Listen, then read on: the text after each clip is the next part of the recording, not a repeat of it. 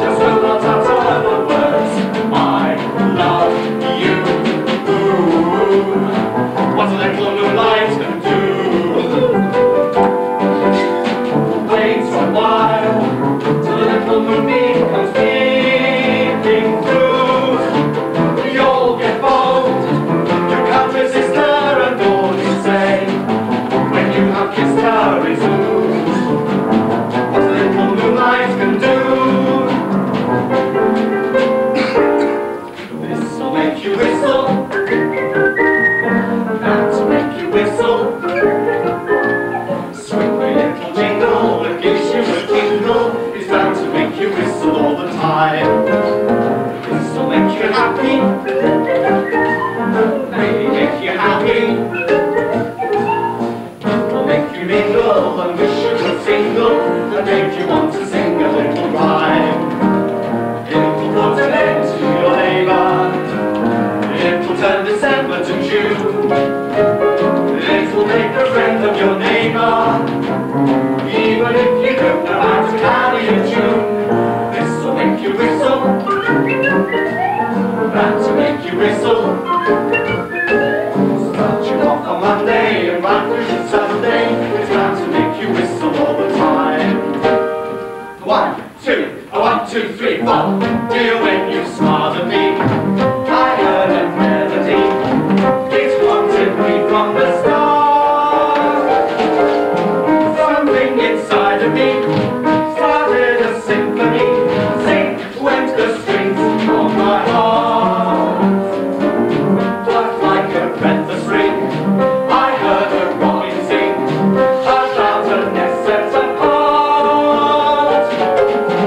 All nature seemed to be in perfect harmony. Sing went the strings of my heart. Your eyes made sky seem blue again. What else could I do again but keep repeating through again? I love you, love you. I still recall the thrill. I guess I always will. I hope to never depart. Dear, with your lips to mine, a rhapsody divine. Sing with the strings of my heart.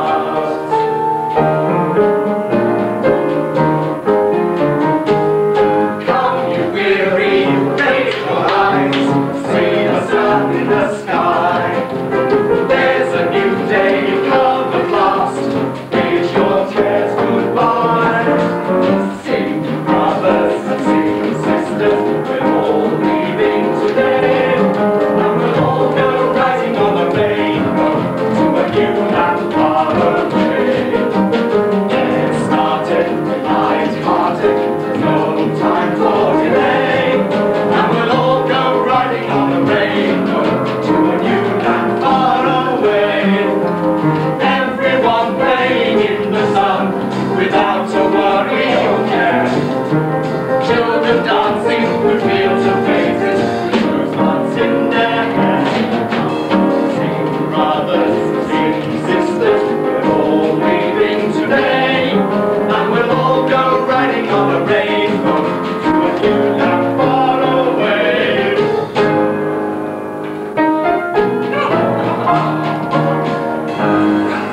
Like the worst one.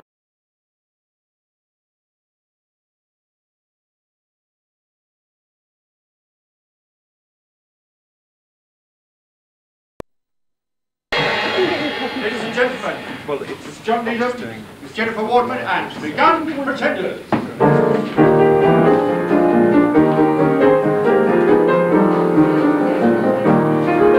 We're riding along on the crest of a wave, and the sun is in the sky.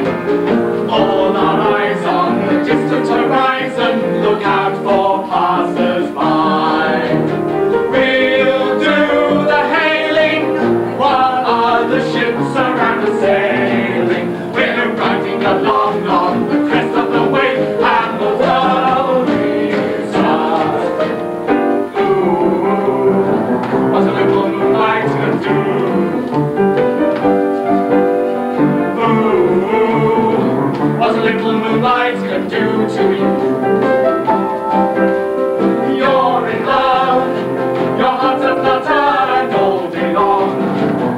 when we stutter for your tongue, just will not utter the words, I love you. Ooh, what a little moonlight can do. Wait a while, till the little moonbeam comes peeping through.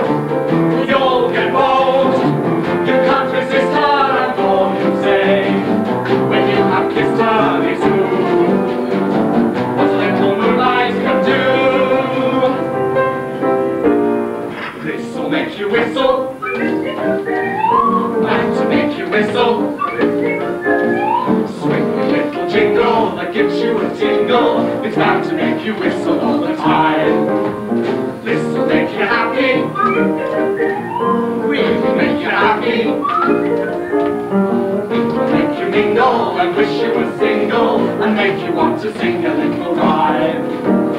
It'll put an end to your labour, it'll turn December to June.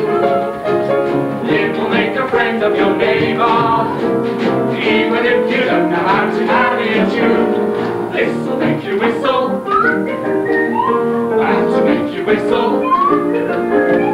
start you off on Monday and right through to Sunday, it's bound to make you whistle all the time.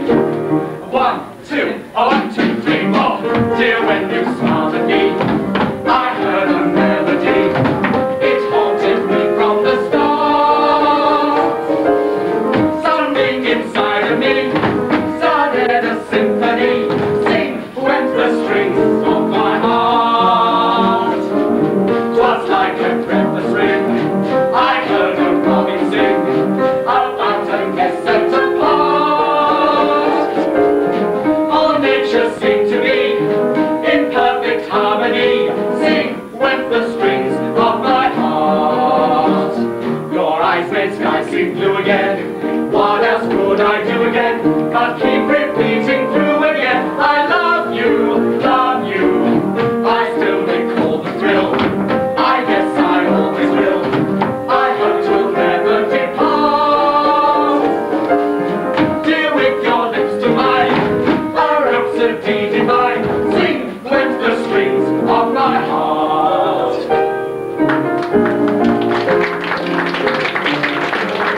Come, you weary, raise your eyes, see the sun in the sky. There's a new day come at last, bid your cares goodbye. Sing brothers and sing sisters, we're all leaving today, and we'll all go riding on a rainbow to a new land far away. Get started, be light-hearted, there's no time for delay, and we'll all go riding on a rainbow to a new land far away. Everyone playing in the sun without a worry or care. Children dancing through fields of daisies with rose in their hair. Sing brothers, sing sisters, we're all leaving today, and we'll all go riding on a rainbow to a new land far away.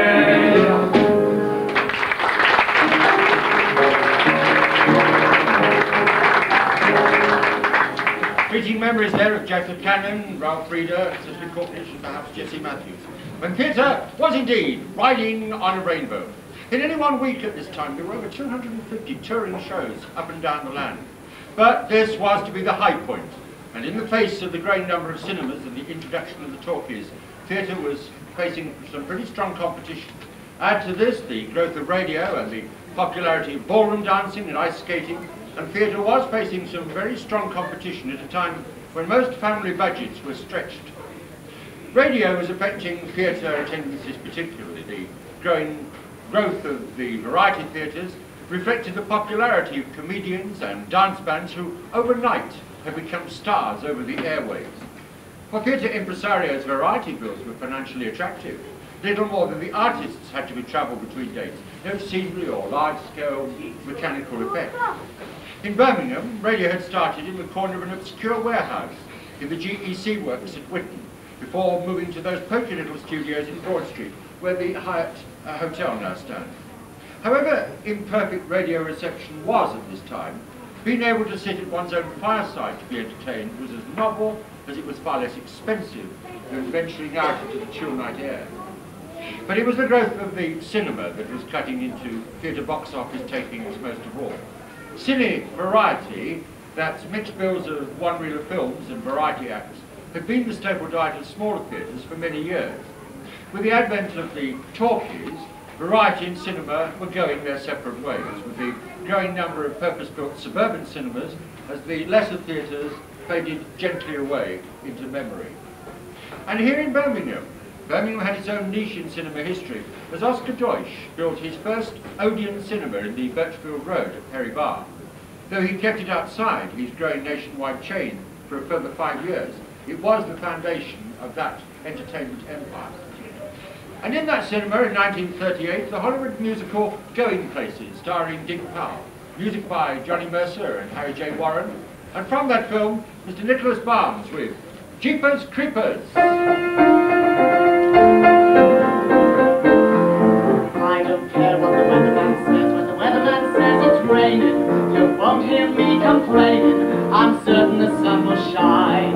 I don't care when the weatherman points. When the weatherman points to gloomy, it's gotta be sunny to me when your eyes look into mine. Jeepers creepers, where'd you get those peepers? Jeepers creepers, where'd you get those eyes? Gosh, oh, get up, how'd you get so lit up? Gosh, oh, get up, where'd you get that size? Golly gee, where'd you turn those heaters off? Woe is me, gotta get my cheaters on. No jeepers, creepers, where'd you get those peepers? Oh, those weepers, how to hypnotize, where'd you get those eyes? Sugar plum, I just happened a chance when you look round and show those eyes. You sure have some great surprises. One melting look and I'm done. Somehow they lead me after they lead down the road to complete disaster.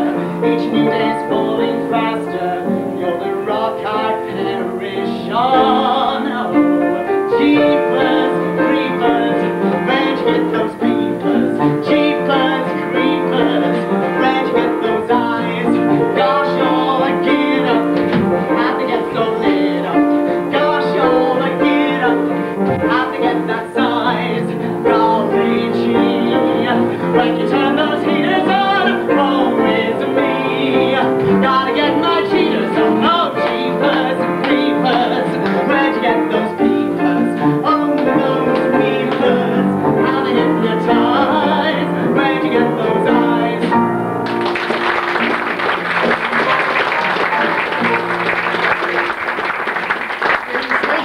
The Birmingham Rep was continuing to forge its reputation. Sir Barry Jackson, its founder, had already been knighted for his services to the theatre, and was continuing to foster and nurture emerging talent, playwrights and stars such as Robert Donat, Stuart Granger, Stephen Murray and Greer Garson, all of whom started their careers in that little theatre in Station Street at this time.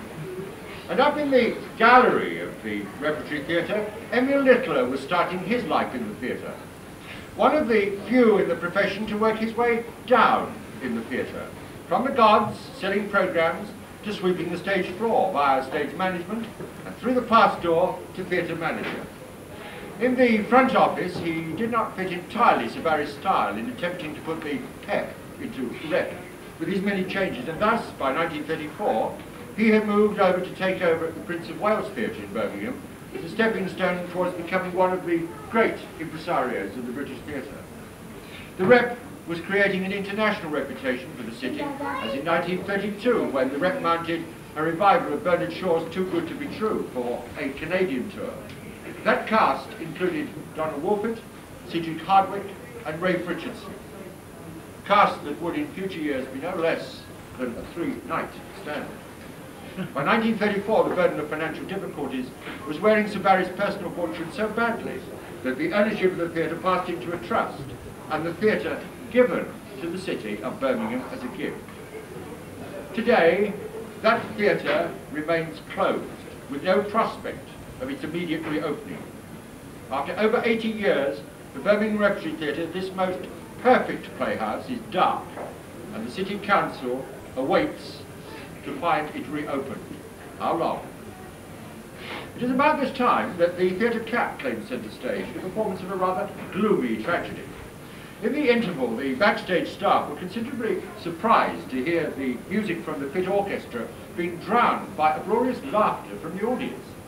Going front of house, the reason became all too obvious. There, sitting on its haunches, was the Theatre Cat, attempting to catch the conductor's baton in mid-flight with the paws.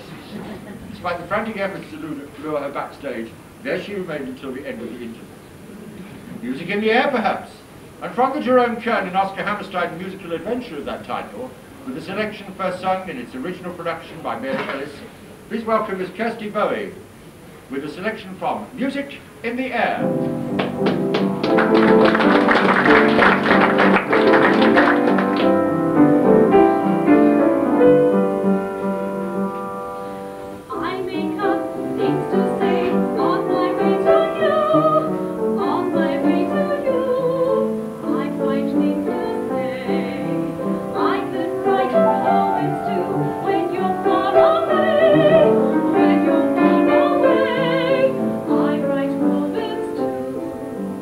But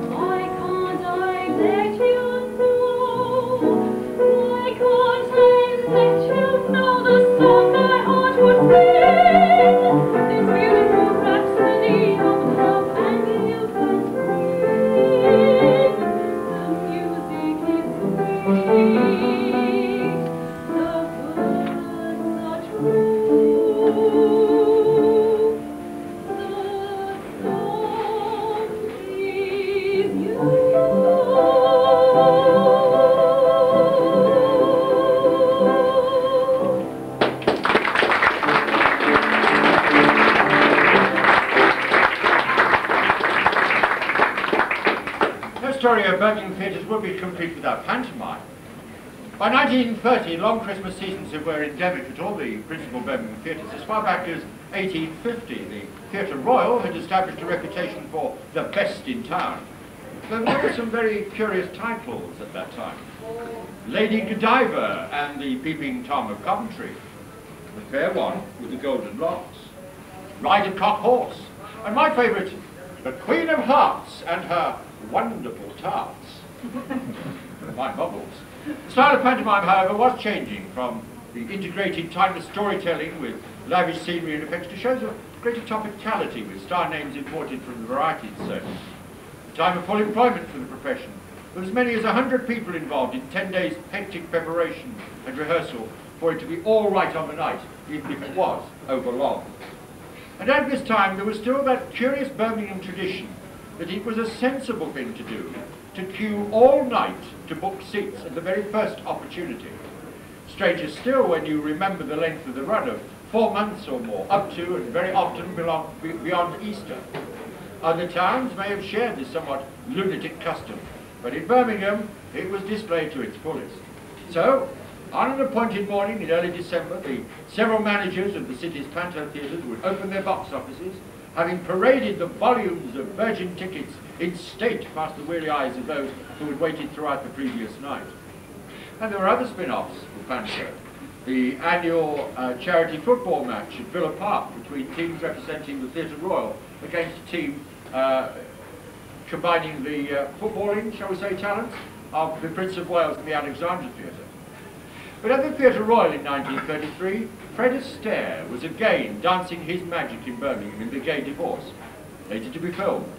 He and Jack Buchanan starred together in a 1950s Hollywood musical, The Bandwagon, which was based on an original Broadway musical of 1937 called Beat the Devil, which coincidentally also co-starred Jack Buchanan.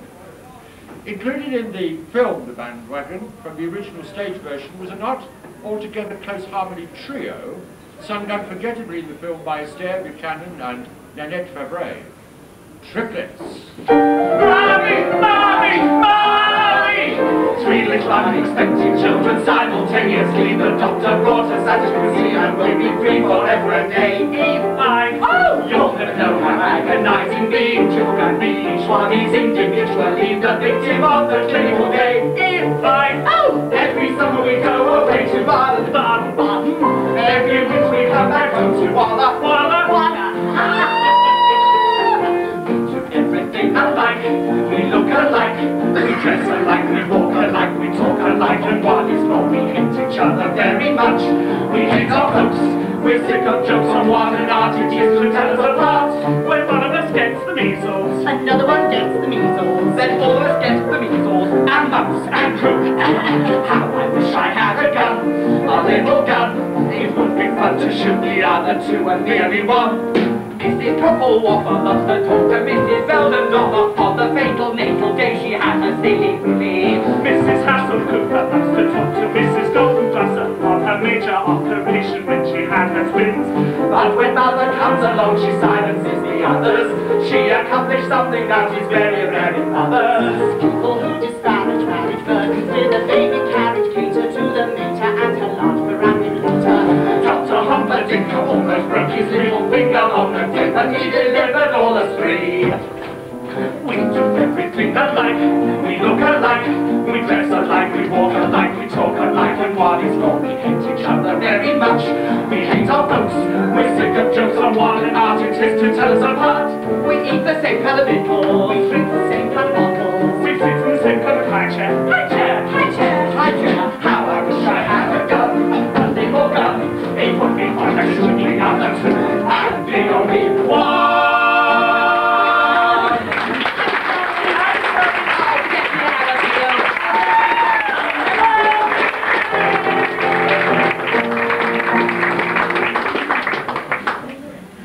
During the 30s, touring shows came and went by rail in special trains for the big musicals, cars, costumes, scenery, bag and baggage. For the smaller companies in specially reserved coaches at discount rates. The dramatic companies were strictly regulated in their travel arrangements by segregation, never would the actor manager and his lady, or the leading actor and actress, travel with the supporting players, or any of the acting profession travel with the stage staff, otherwise known as the trade. For the actors, strict dress rules applied offstage, and advertisements in the stage stipulated that aspiring performers must dress well on and off the stage. The arrival of a company for its next engagement, frequently late on a Sunday evening, would entail the local station master, frock-coated and top-hatted, greeting the company on platform in strict order of disembarkation. The leading man and the leading lady, followed by the heavies, and behind them the character actors. In turn, the responsibles. Rather a nice term that. Those were the older members of the company who couldn't remember large parts anymore. The responsibles, lovely. And then the comedians and the supporting walk-ons, and finally the baggage man and the stagehand. But with the growth of cinemas and of the talkies in particular, touring companies could find themselves overtaken by events, to find that the theatre that they had been booked into for the following week had literally become a cinema overnight. For the following week, therefore, there was no work for them. The usual compromise was that the visiting company would remain idle, but would share 50% of the profits from the cinema takings for that week. Not infrequently, companies didn't do too badly, but it came as a very bad blow to their professional pride and status. Some company managers still relied on an advertising style of years gone by. For the Brandon Thomas Company, visiting Birmingham's Theatre Royal in the mid-1930s, and I quote exactly, this was a flyer of the time. I tell you of this cultured city and of the great community without your gates, of something that has become outstanding, refreshing and eye-opening pictures of modern life, from the hour of the cocktail at dusk to the frizzing bacon with the dawn. It is neither first class nor third class, but due to genius you are driven to admire, because it is redolent of artistry, because it is diamonds instead of paste, because it is nature's auburn, not make-believe heather. You will have in your midst a delightful company of actors and actresses, to whom has been attributed the glory of opening holds the portals of the flesh. Oh, I see, yes. Have been attributed the glory of holding open the portals of the flesh and blood drama. Yes. And the plays, well, proven commercial successes. Where was the company next to perform? Broadway? The West End? Well, not quite. Eastbourne, Folkestone and Hastings, to be precise. But given the opportunity, we all like to have the chance to show off. But sadly, all too often, it doesn't quite work out the way we planned. Mr. David Rumelle now, with Noel Gay's I Took My Harp to a Party.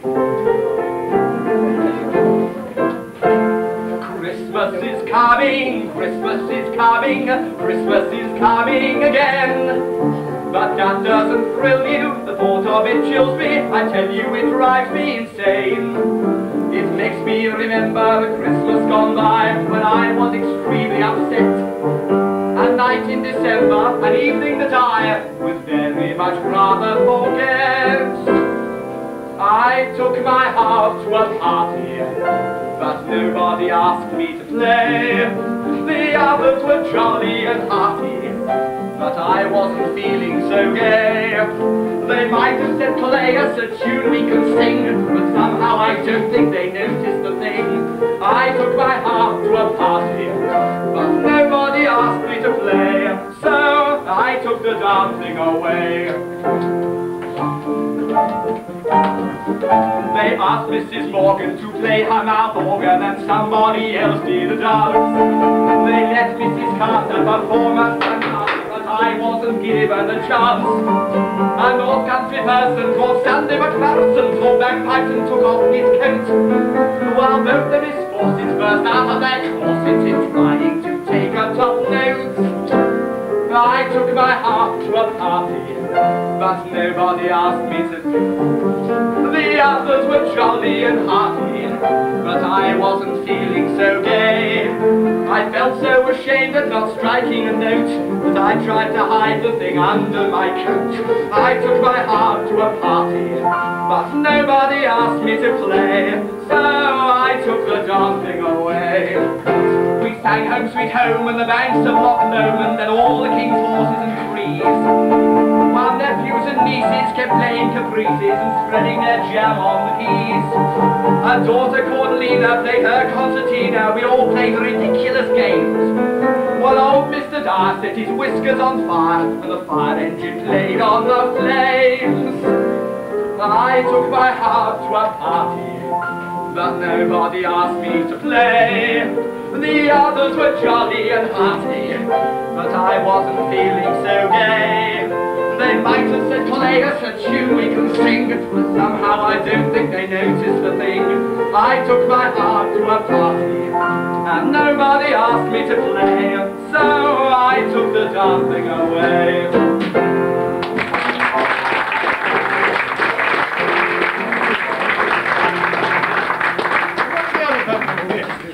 Sadly, the Portland Palace and Aston's Theatre Royal have become cinemas, and the original Gaiety Variety Theatre in Coleshill Street have been demolished in 1930 to become yet another cinema. The Grand Theatre in the old square that was, behind Lewis's that was also in the past tense, having fallen on hard times as a theatre. So in 1931 it followed the fashion into film. But this former Drury Lane of the Midlands didn't last long in that guise, and that truly grand auditorium became the Grand Casino Dance Hall, bowing to yet another fashion of the decade. In Aston, the Hippodrome continued its cheap and cheerful policy of variety and pantomimes, but it did manage to incur the wrath of the ever-vigilant Watch Committee in suffering a hefty fine when a girl dancer had the outrageous audacity to have her costume actually reveal Os Empires, who had purchased the Birmingham Theatre Royal in 1929, acquired both the Empire in Smallbrook Street and the Hippodrome, and with that new ownership came a change in fortune for both of those theatres. The Empire had always been Birmingham's #1 variety theatre, but with business frankly abysmal, it fell into decline as the Hippodrome gained prestige, staging the stock-class variety bills of the period, many featuring the big dance bands of the time, made popular, of course, through the radio. The Prince of Wales Theatre in Broad Street, exactly where Symphony Hall now stands, was taking touring shows of all descriptions. The world premiere of J.B. Priestley's The Good Companion, 16 scenes, a cast of 100. Mr. Cinders, direct from London. Ibis and Hellier in Noel Coward's Bittersweet. Sybil Thorndike in Shaw St. Joan. But the theatre somewhat blotted its quality copybook by having a horror week of evenings of 12 playlets from the French Grand Guignol. And hard to imagine now, but local towns also had their own theatres. Just over the border, Bearwood had the Windsor, Hippodromes in Bilston, Wednesbury and Dudley, Smethwick, Walsall, West Bromwich, each had 2 theatres. Not all of them thriving, admittedly, but none to crash so spectacularly as that in Walsall, whose flaming facade crashed into the street. Financial crashes, the bitter after effects and memories of World War I, and the plight of the vast number of the unemployed were combined into the first protest song of modern times, a song that became, and still is, a classic of popular culture. Mr. Nicholas Barnes, brother, can you spare a dime?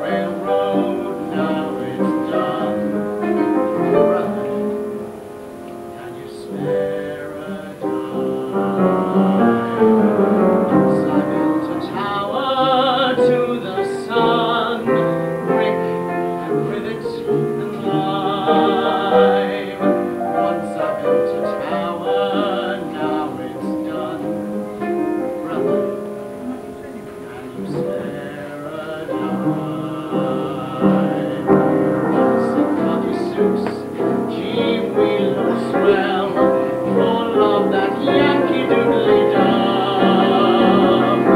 Half a million boots went slogging through hell, and I was the kid with the drum. Say, don't you remember they called me Al? It was Al all the time. Say, don't you remember I'm your pal, brother, and you spare a dime. Once in khaki suits, gee, we look swell, full of that Yankee doodly-dum. Half a million boots went slogging through hell, and I was the kid with the drum. Oh, say, don't you remember they called me Al? It was Al all the time. Say, don't you remember I'm your pal? Buddy, can you spare a dime?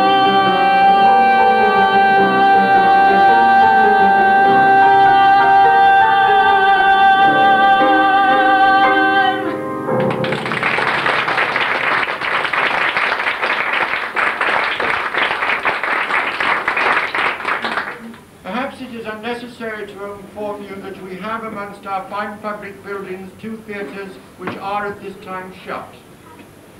Does that sound too contemporary? Well, in fact, it was written of Birmingham well over 200 years ago, in 1777.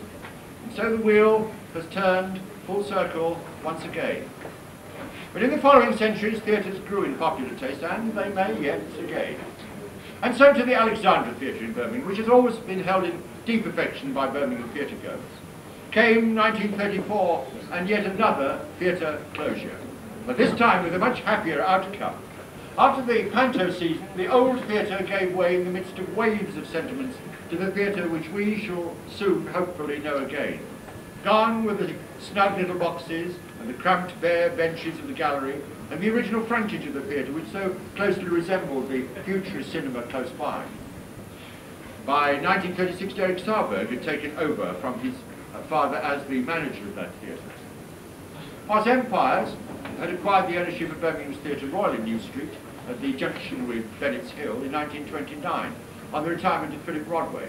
And by 1930 it was living up to its new owner's claim of a monotony of perfection. Amongst the shows that year, Tahula Bankhead in The Lady of the Camellias, Paul Robeson in The Emperor Jones, Noel Coward and Gertrude Lawrence in Private Lives. And also here, direct from Paris, and doubtless suitably anglicised for Birmingham audiences, The Folie Bergère. By the middle of the decade, however, things were looking rather different.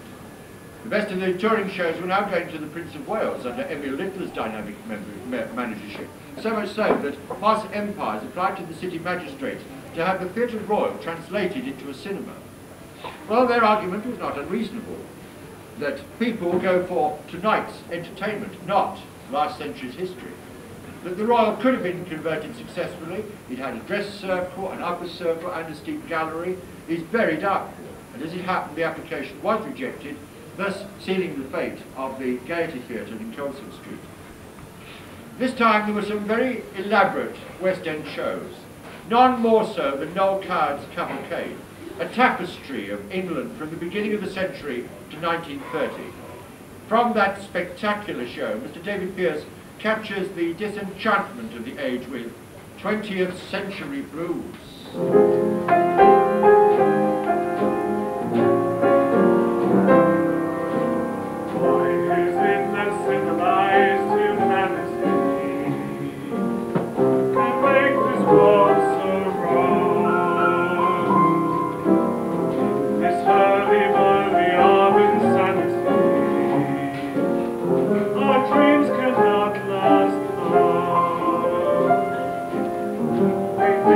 Deadlines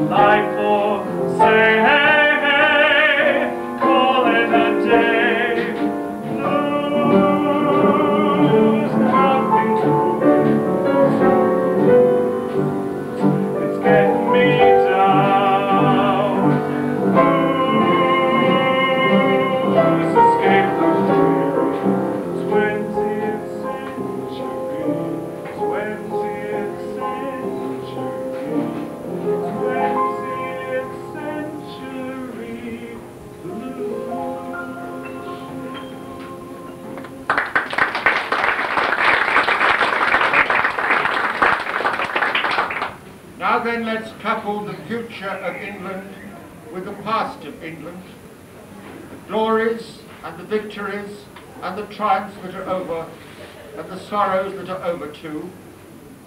Let's drink to our sons who made part of the pattern, and to our hearts that died with them. Let's drink to the spirit of gallantry and courage that made a strange heaven out of an unbelievable hell.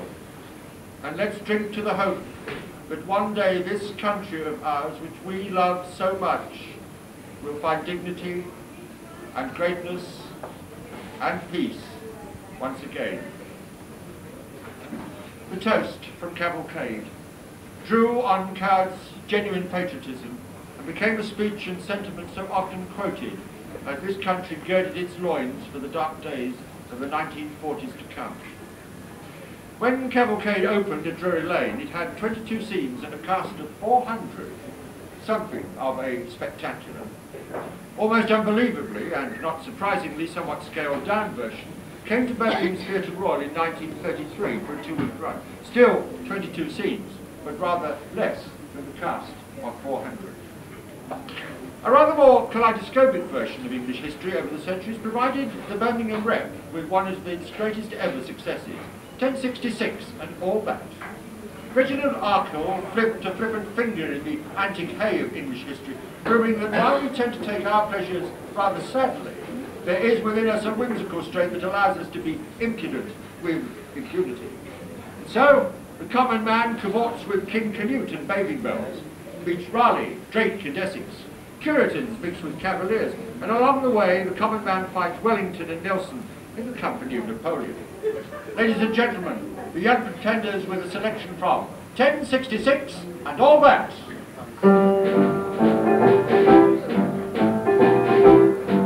We're going home, we're going home, we're on the road that leads to Rome. We've been to Gaul, we've been to Spain, and now we'll soon be home again.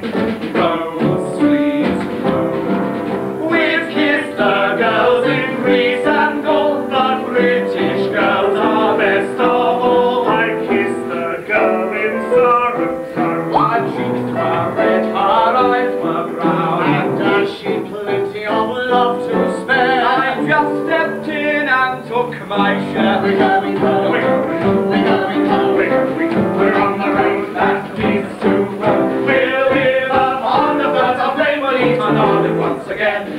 Rome, sweet Rome. I'm sick of death, of fighting and slaughter. I'm sick of kissing the swineherd's daughter. sick of marching along these roads. I'm sick of pumping these heavy loads. I'm sick of gold and I'm sick of Greece. I want to go home and live in peace.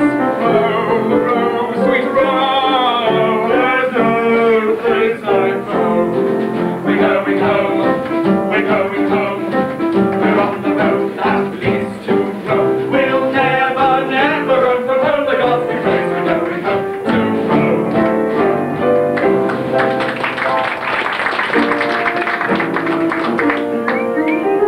I'm the girlfriend of King Canute.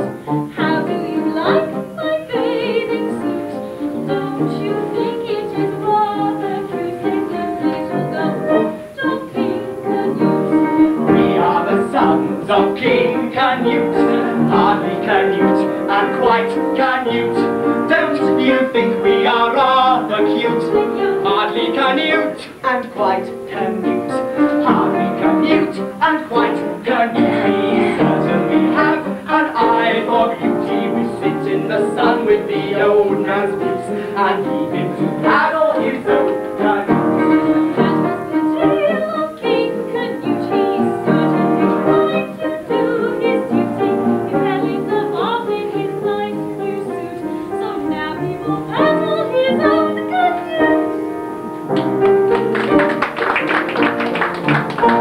We won't sing of sack nor of water, for water and sack do not rhyme.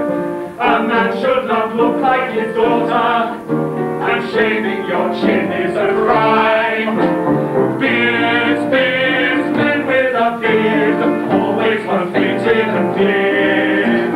Eyes, of course, you know, sail So when the Armada appeared, though the Armada came, I wouldn't stop the game. Turned to the Spaniard and sneered. Sailed on the Spanish men, sank all the ships of Spain, snatched the king of Spain's beard. Beards, beards, men with a beard, always were fated and feared. When I was put to death by Queen Elizabeth, how all my enemies cheered. If I had shaved my chin, would they have done me in? Was it my whiskers they cleared? It was quite plain to see they were afraid of me and of my wonderful beard. Beards, beards, men with a beard, always were fated and feared. I was the fellow who gave cigarettes to you, how the tobacconist cheered.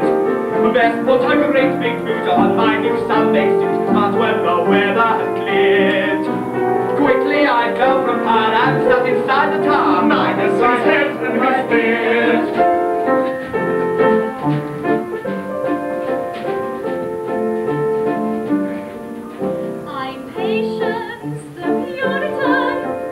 I'm a cavalier, thou hast a smile that doth begun. I think you are a dear, with laugh and song and drink and dice I always spend my leisure. I think that pleasure is a vice, and I think vice a pleasure. The Puritan and the cavalier, you can take it from me, are just as unlike as two people can be. I'm found at the playhouse supporting the bars. I deprecate raffles and chapel bazaars. My several amusements are certainly wrong. I think that the sermon is always too long. The gambler who soweth doth harvest regret. I feel just the same when I'm paying my debts. I think you're delightful, Pray come not so near. said the Puritan maid to the gay cavalier. Ha ha! My battles are always fought on land. I fight with the raging foam. My column is in Trafalgar Square. I'm man of the Plaster Dome. We always wear a similar hat, but whether you cheer or hiss, I always stand with my hand like that. I stand with my hand like this. My battles on land are always fought wherever the English are. Your lessons at sea I always support. I'm man in a Trafalgar. But whether you cheer or whether you hiss, we still wear the same old hat. I always stand with my hand like this. I stand with my hand like that. It's all very well for you to brag, this story's a damn true. But who isn't safe with here a flag at Birmingham or Waterloo? And here's a point you'll probably miss, I'm wearing the same old hat. Though mine is put on my head like this. Well, and not on my head like that.